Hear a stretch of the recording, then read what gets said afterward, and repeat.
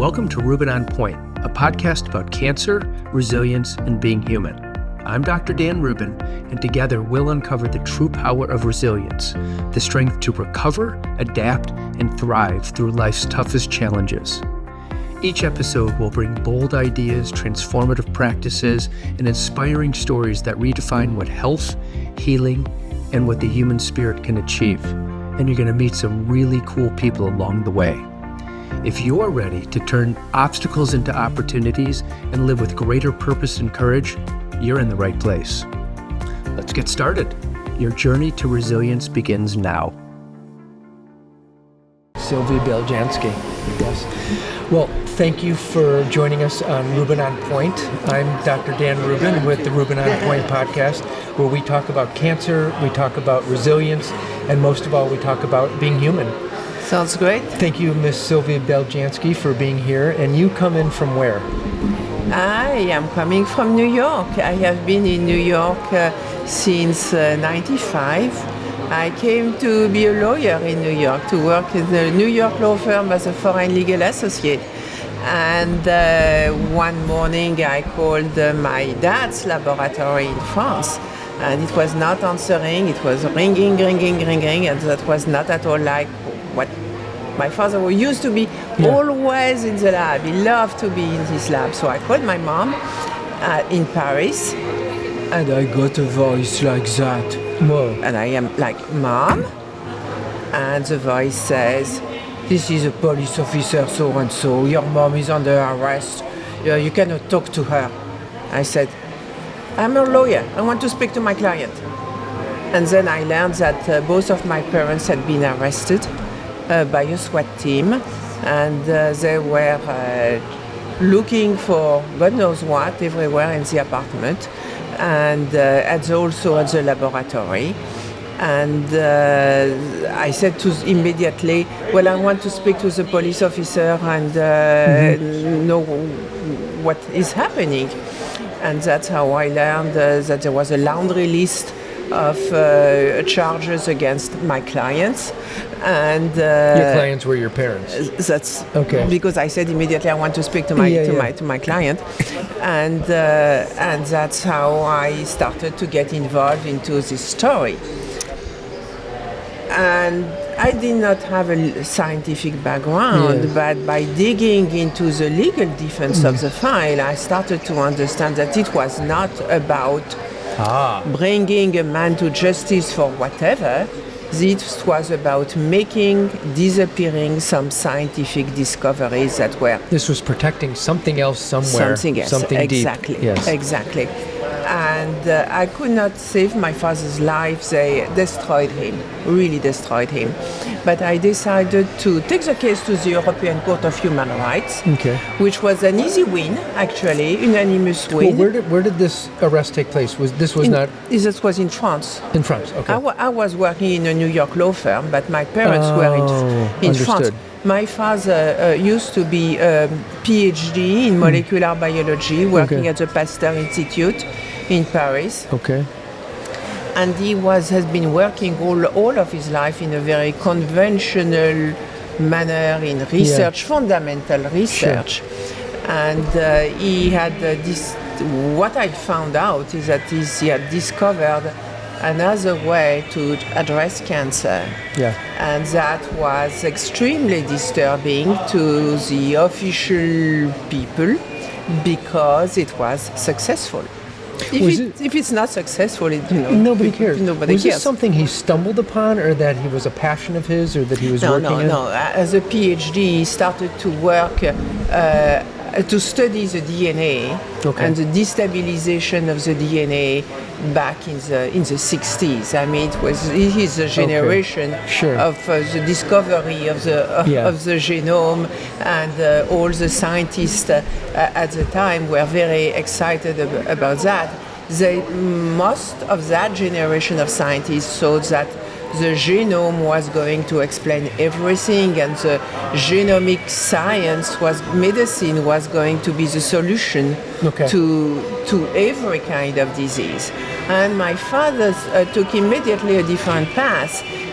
He said, Yeah, sure, there may be some mutations, but something else is triggering the mutation. If everything was only genetic, there would not be any increase of the number of cancer. So he was one of the first scientists to look actually at the environment as a cause of cancer. You mean the environment in the body or the environment all around us? The toxins in our environment. That was first what he looked into. And he realized that number of toxins induce a destabilization of the DNA.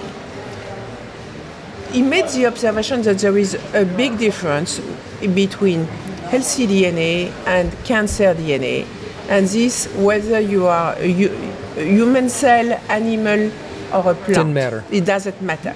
Still this biology and it affects biology the same way. Healthy DNA looks like, the nice double helix that we know. Yeah. But when you put it in contact with a carcinogen, you start to see some destabilization to a point where the hydrogen bonds, which are supposed to keep together the two strands of the DNA, break.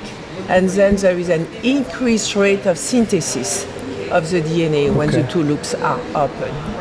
So he looked for compounds that would induce this destabilization and increased rate of the synthesis of the DNA.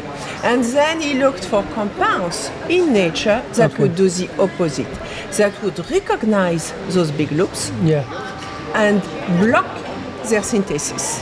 And that's how he came to discover a number of natural plant extracts that would be able to recognize selectively cancer cells, block the duplication of those cancerous cells without touching healthy cells.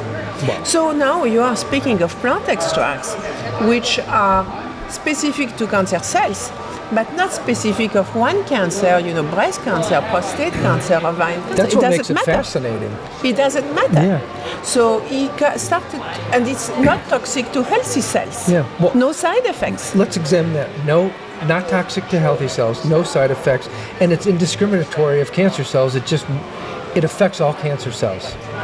It affects all cancer cells, wherever they are located, and different stages of cancer. That's what makes sense. That's what makes it special. Exactly. Yes. Exactly. Wow. So, my father at the time He published 133 peer-reviewed papers. He was very charismatic, got the interest of a lot of French doctors, and he became kind of famous to the point where the former French president François Mitterrand, when he was diagnosed with advanced prostate cancer, decided to take my father's product. Wow. When was this? So that was 92, something like 92. Okay. And at that 92, point, were 93. you interested in your father's work at that time? No. I have 4 generations of scientists behind me. I said, I'm going to do something else. I'm going to law school, and They created arguments in a scientific way, and you went to law school, and it was still creating argumentation and proving a point.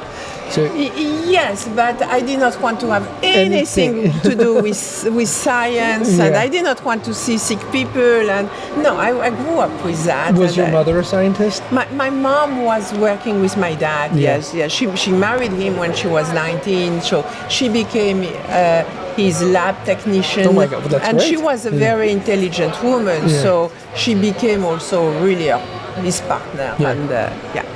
And anyway, Mitterrand started to take the products at a time where he was advanced prostate cancer, and the official doctor at the French White House said he's never going to finish his second term. Terms were 7 years at the time in France. Okay. And Mitterrand takes the products, and he gets better and better, and he was able to finish his second term. And 9 months exactly after Mitterrand finally passed away, they sent a SWAT team to arrest my father and to destroy the laboratory. It took 9 months for them to get that together. Couldn't do it while he was incumbent. And that's when I received the phone call. That changed your life? That changed my life, because I quickly realized that what really mattered for my father was, even more than his own life, was a scientific legacy. That he has worked, this work was not going to disappear. And so I felt like I was maybe so lucky to be the right person at the right moment and at the right place, but being in New York, far away from the SWAT team, from the French police, and had the opportunity in America, which is a land of the second chances, to start all over again. So I hired a PhD. This is in America. In America. Okay. Who like had, you were in France, you settled you did what you needed to do. I won the European the case before the European Court of Human Rights. Yeah. Wait, you could try that case in France? Yes. Oh, because you were licensed in France and in the United States. Okay. As a French lawyer. Yeah. But I really quickly realized that what was important was the science, proving that my father was scientifically right, and that those products were doing what my father said they were going to do. Wow. So I started a non-for-profit organization here in New York City called the Beljanski Foundation, after my father. Absolutely. And I started to work with partnerships with academic institutions. Okay. Because I said they are reputable. In France, the press was saying it's hocus pocus, it's not proven, nobody has reproduced these are herbs, how those results. Yeah. Exactly. So I wanted to have scientific reproduction and confirmation. So I was able to first to create a little symposium here in New York City. Invited all the French doctors I knew who had been working with my father. And I said, okay, we are going to continue, but I don't know anything about science, so you have to help me. And together with the French doctors came a handful of American doctors. Okay. One of them was Dr. Michael Schachter, who was a very open-minded doctor working... so was this the late 80s or the early 90s? So now we are in 1999. Oh, the late 90s. Okay, got it. In 99, and Dr. Schachter came to this symposium of Frenchies who were raving about the products and complaining that the products were no longer available. And Schachter understood immediately the value of the science. And he told me, if you make the products, I will try them on some of my patients. So first, make the products as quickly as possible. Did you have the recipe, or was that destroyed? Oh, that's another story. Okay. That's another story. Okay, we don't have to talk about that now. But you were able to make the products. The SWAT team went everywhere at the supplier who was making the supplier manufacturing company. They looked at everywhere, but they forgot to look into the cuves, into the recipients where the product was boiling, the extracts were boiling. No way. Yeah.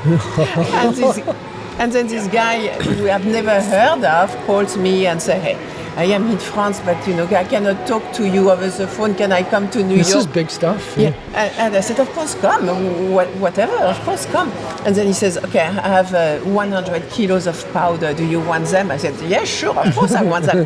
But I don't have money to pay you. He said, you are the daughter of Mirko Beljanski. I trust you. You pay me whenever you can. Okay. And that's how I started to be in business. Wow. Yeah. Trust, resilience.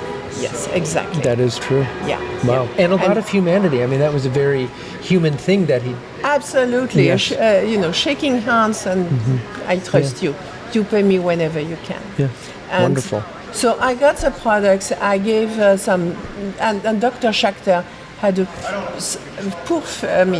patient who was a poor fellow with advanced pancreatic cancer.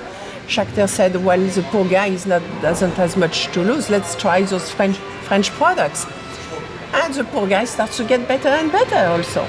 So Schachter gave more products to other patients. And after a year, he told me, well, now I have enough cases, I can write an article. Wow. I didn't know he was so instrumental in this. I was so happy. Yeah. French first American paper. Yeah. I gave a copy to everybody I knew, including my banker. Yeah. Little did I know that my banker was a patient of Dr. Aaron Katz, who was I know Aaron Katz from long ago. who was head of holistic urology at Columbia University. Yeah. And then Dr. Katz calls me, Wow. looks at the Schachter's paper, and says, that seems interesting, and would you come to meet to Columbia and let's speak about what you were giving to Mitterrand? This is very human.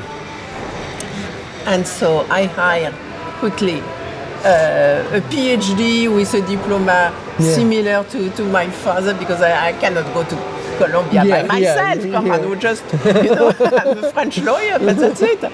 And that's how we started to work with Columbia University on prostate cancer, and got the first confirmation that those little plant extracts were indeed destroying prostate cancer cells, and we got the mechanism of action.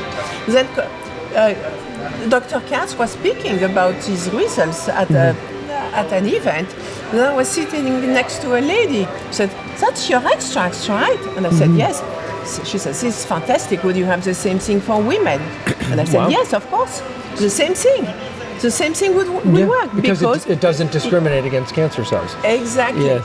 So that's how we started to work with Kansas University Medical Center on ovarian cancer. Wow. And then she says, "That sounds good. What about pancreatic cancer?" I said, "Yes, the same thing."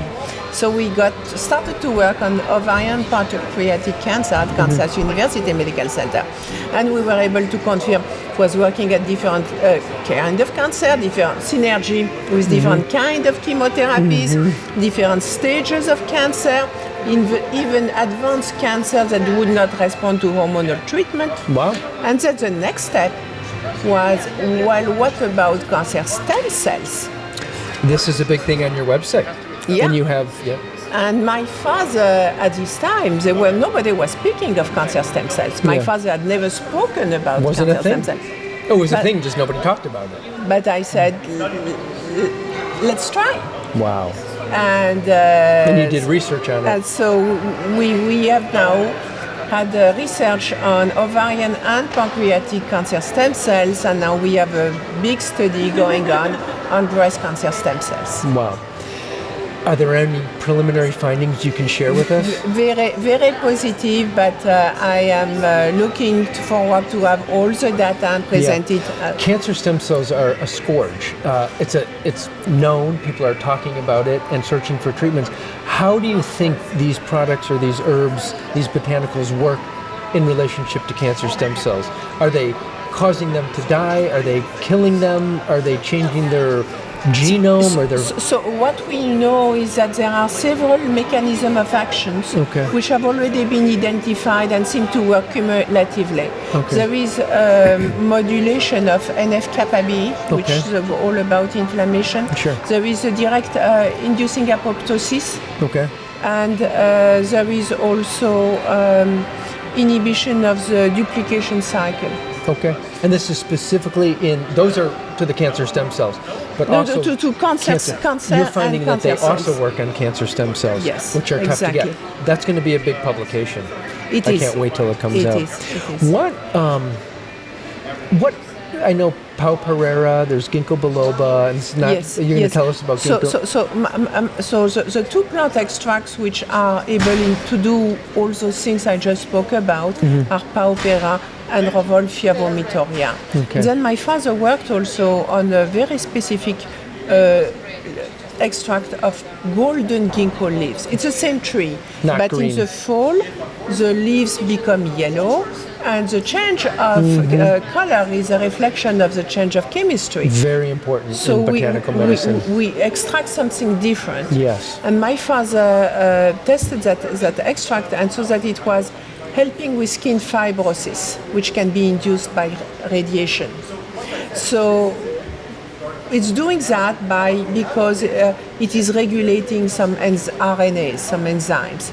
And we wanted to see if the enzymes that were regulated were only those linked to skin fibrosis, of the plant extracts could do more. And indeed, we were able to show that this golden ginkgo extract is inhibiting angiogenesis. No kidding. Angiogenesis, another mechanism of action. An action, yes, starving the cancer cells and also preventing them to spread. Long ago, I mean, in the 80s and 90s, angiogenesis was thought to be maybe a fringe theory. Judah Folkman brought that forth, and now it's a major theory in cancer treatment. Absolutely. Interesting. So that's why we have Paupera, Robelfia vomitoria, and ginkgo biloba together are very good approach. So that product is called Oncobel, and it's available for healthcare professionals. There's also another part to your research, to your father's research and product line, which is based on RNA. Indeed, and that's absolutely unique. This is not a plant extract, it's an extract for a bacteria. My father started again from the observation of how do the body create white blood cells and platelets, which are at the core of our immune system. And they are created at the level of the gut. The nutrients are absorbed by the blood, and the blood goes to the bone marrow, and the bone marrow creates white blood cells and platelets. And when people are undergoing chemotherapy, the lining of the gut is damaged.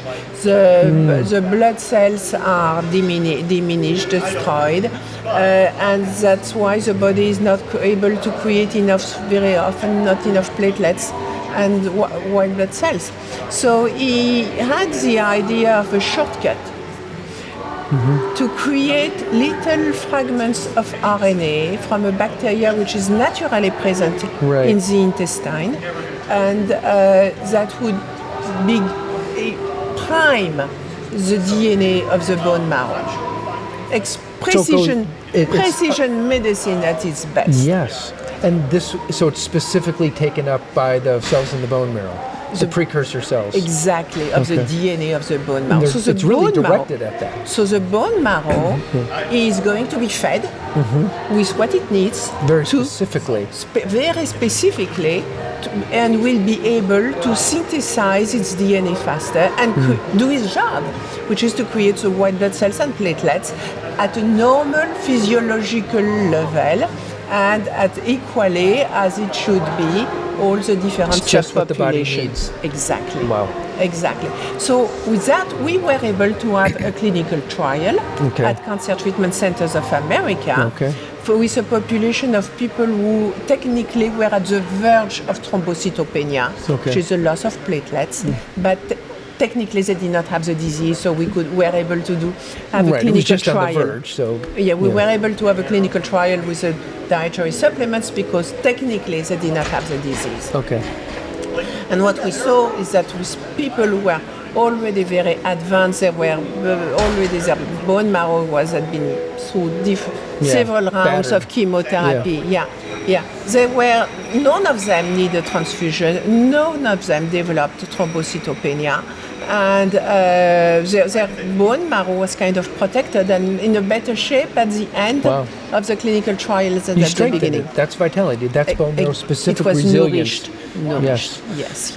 Resilience in people with cancer. So the products in general, they can be used alongside conventional treatments. Absolutely, especially this one, because it is designed to help you go through chemotherapy. Absolutely. Well, and so you have the stem cell trial going on right now. Yes. Where you're looking at that. Do you have any other clinical trials going on?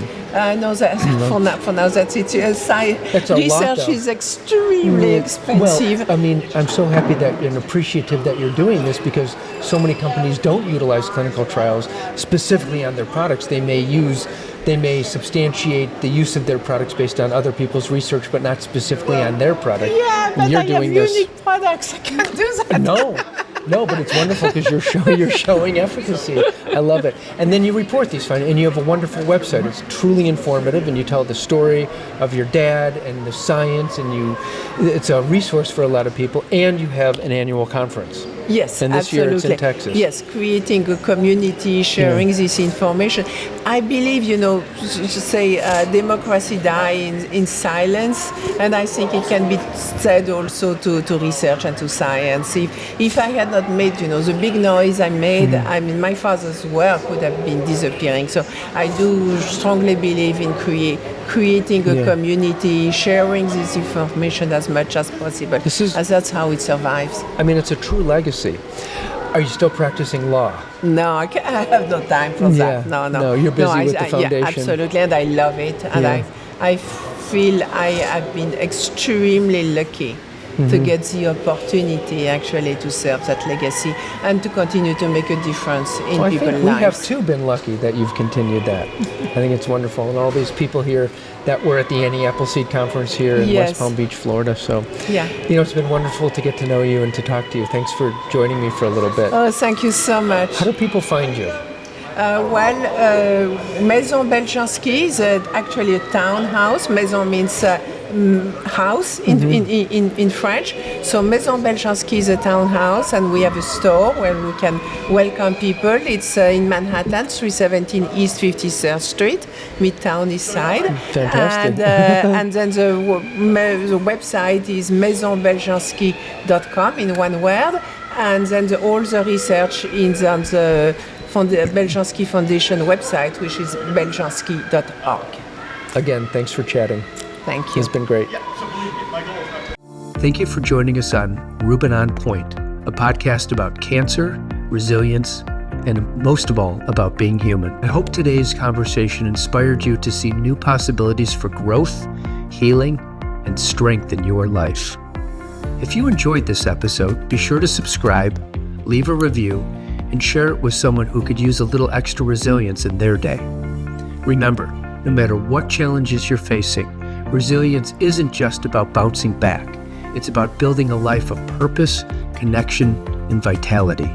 Until next time, stay strong, stay healthy, and take care of yourself and those around you.